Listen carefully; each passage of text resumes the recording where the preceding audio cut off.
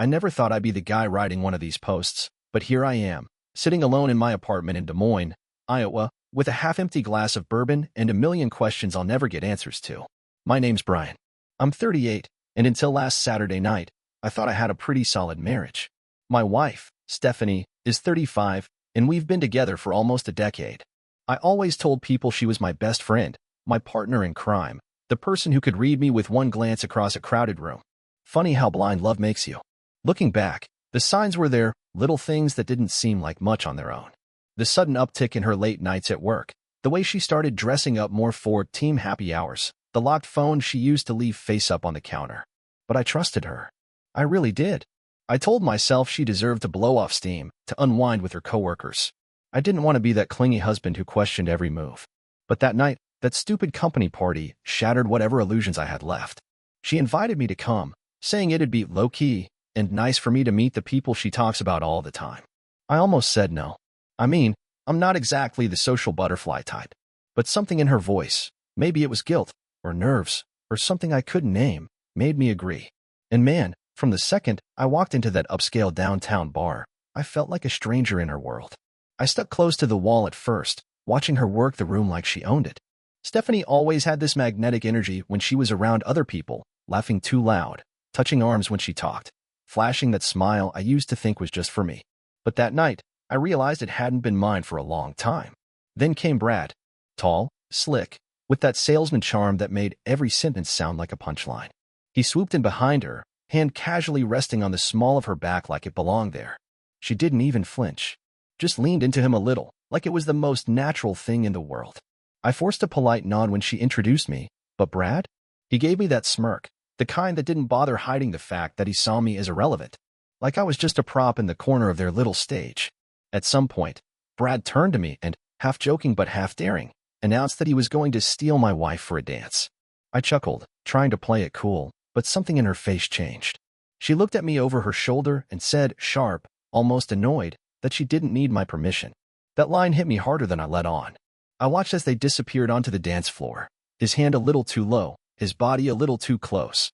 The music thumped, the crowd cheered. And I stood there, gripping my drink so tight I thought the glass might shatter. Something inside me knew this wasn't just a dance. I don't know how long I stood there, watching them.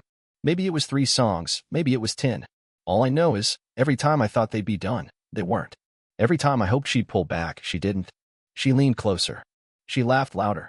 She let his hands stay exactly where they had no business being. People around me didn't even notice. I blended into the wallpaper, invisible, holding a drink that had long since gone warm. Nobody thought to ask if I was okay. Why would they? In Stephanie's world, I was just the guy she mentioned sometimes in passing. My husband's at home, she'd say, or my husband's not really into work events. I could hear her saying it in my head now, brushing me aside like I was a name tag she'd forgotten to peel off. I finally put the glass down and stepped outside for air. The night was cold, biting, the kind of chill that crawls under your jacket and clings to your spine. I paced the sidewalk, trying to shake the weight pressing down on my chest. I didn't want to jump to conclusions. Maybe this was just how they danced. Maybe she wasn't thinking. Maybe I was being paranoid.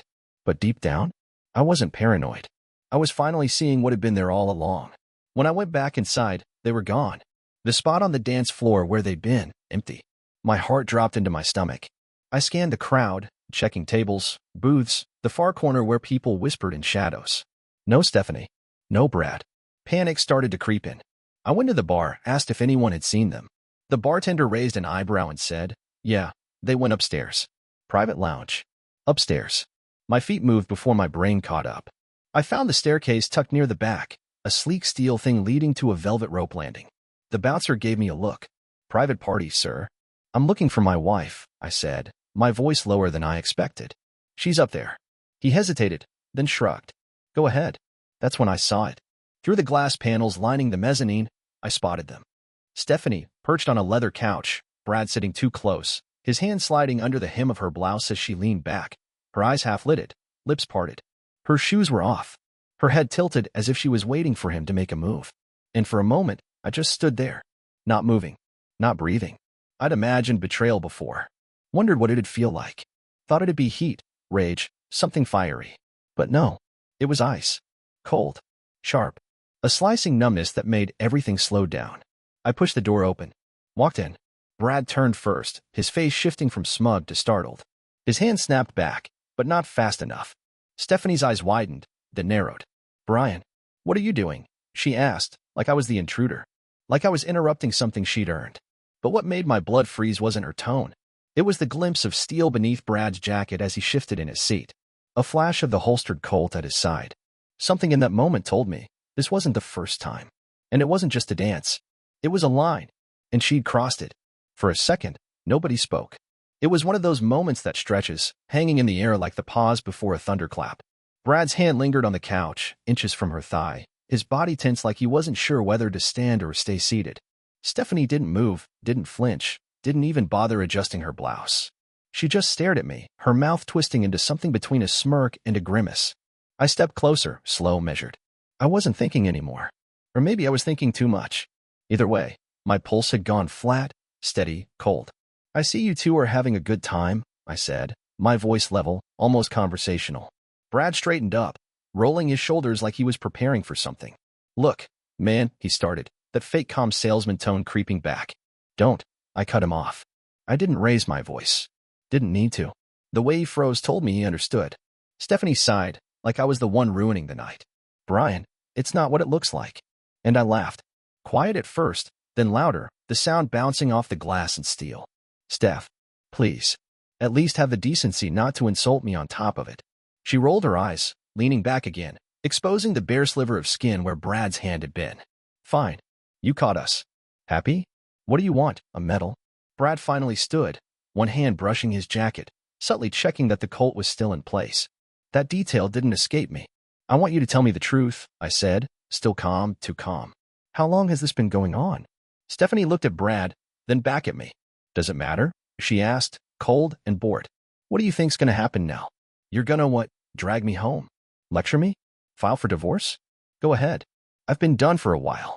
The way she said it, like it was already settled, like I was just late to the funeral of our marriage, cut deeper than I thought words could. Brad stepped forward, like he thought he was protecting her. "I think you should leave, man. This isn't your scene." I turned to him, slow and steady. "Funny. I thought my marriage was my scene." He shrugged, cocky again. "Not anymore." That was it. Something inside me clicked. Not anger. Not grief. Just clarity. I took a step back, glanced one last time at Stephanie, who was already reaching for another drink from the tray. She wouldn't even meet my eyes anymore. "You're right," I said quietly. "Not anymore." And I walked out. Not because I was weak. Not because I was giving up. But because standing there, arguing, begging, demanding, it would have been exactly what she wanted. No. I wasn't going to fight for someone who'd already handed me the knife and dared me to cut myself. Outside, the cold hit me again, sharper this time. The world kept spinning. Cars passed. Laughter spilled from nearby bars. I pulled out my phone, scrolled past her number, past our photos, past the life we'd built, and deleted it all. Right there, on that sidewalk in downtown Des Moines, I started the process of erasing her. And for the first time that night, I felt warm. The walk back to my car felt longer than it should have. Every step was heavy, like I was dragging the weight of the last 10 years behind me. I sat in the driver's seat for a long time before turning the key, just staring at the dashboard, watching the reflection of neon signs ripple across the windshield. By the time I pulled into our driveway, the house didn't feel like mine anymore. The porch light she'd insisted on switching to warm yellow still glowed. Her shoes set neatly by the door. The front window flickered with the TV she'd probably left on before the party. I didn't go inside. Instead, I sat on the steps, letting the cold eat through my jacket. I pulled out my phone again, staring at her contact. My thumb hovered over the call button. But what was I going to say? "I saw you." Why? Was it worth it? None of those questions mattered. The answers wouldn't change anything. A text came through. "Where are you?" Not even a question mark. Just flat. Careless. I didn't answer. Minutes later. "Brian, don't be dramatic. We'll talk tomorrow." That word. Dramatic. Like catching her half undressed with another man at a work party was me overreacting. I set the phone face down on the step. Somewhere down the block, a dog barked. A siren wailed in the distance. The world kept spinning, and I sat there, hollowed out. Eventually, I stood up, walked around to the side of the house where the garage keypad glowed in the dark. I punched in the code, stepped inside, and for the first time in years, I really looked at the garage, at the workbench I'd built by hand, the half-finished projects, The tools she always joked I never used enough to justify buying. This was mine. Tomorrow, she'd come home. She'd try to explain, to spin it, to blame me. When the sun finally crept through the garage window, I stood up slowly, feeling every joint in my body protest. My mind wasn't foggy, it was crystal clear in that strange way clarity arrives after a storm. I went inside. The house smelled like her, that mix of vanilla lotion and the citrusy shampoo she swore by. On the counter sat a wine glass, half full, lipstick on the rim. Her cardigan was draped over the dining chair. Everything looked normal. And that's what hit me the hardest. How normal it all still looked. I made coffee, sat at the kitchen table, listened to the quiet hum of the refrigerator, the birds outside. At 8:14 a.m., the front door opened. Stephanie walked in, sunglasses on, hair pulled back, heels in her hand. She looked unapologetic. Not guilty. Just tired. Like she'd had a long night of fun and now wanted nothing more than to sleep it off. She froze when she saw me. "You're here," she said flatly. I sipped my coffee. "Looks like." She dropped her shoes by the door, walked past me like I wasn't even there, heading toward the bedroom. "I'm too tired for this right now, Brian. Can we not?" I didn't move. Just watched her disappear down the hall. That was it. No explanation. No apology. No tears. Like I was the one being unreasonable for expecting answers. I stared down at my coffee, swirling the last bit around the mug. And right then, something shifted in me again. Not anger. Not sadness. Just finality. She wasn't going to fight for us. She wasn't going to admit anything. She wasn't going to change. And I wasn't going to wait around to be humiliated again. I stood up, went to the bedroom door, and knocked once. "I'm leaving." Her muffled voice came through the door. "Fine."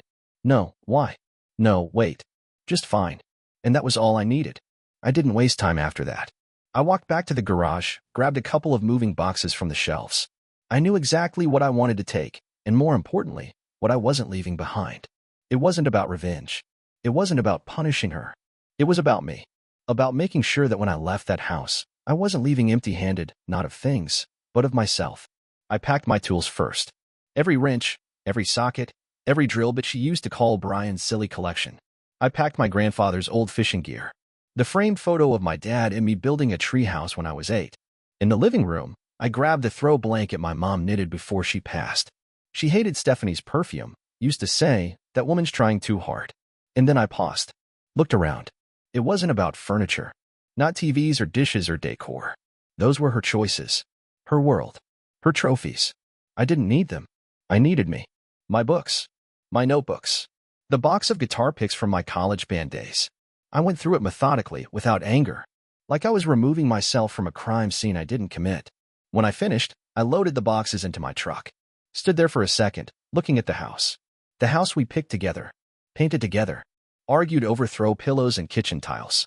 I didn't feel sadness. I didn't feel nostalgia. I felt nothing. She was still in the bedroom. The door stayed closed. I didn't knock again. I slid my wedding ring off, held it in my palm. It was heavier than I remembered. I left it on the kitchen counter next to her wine glass.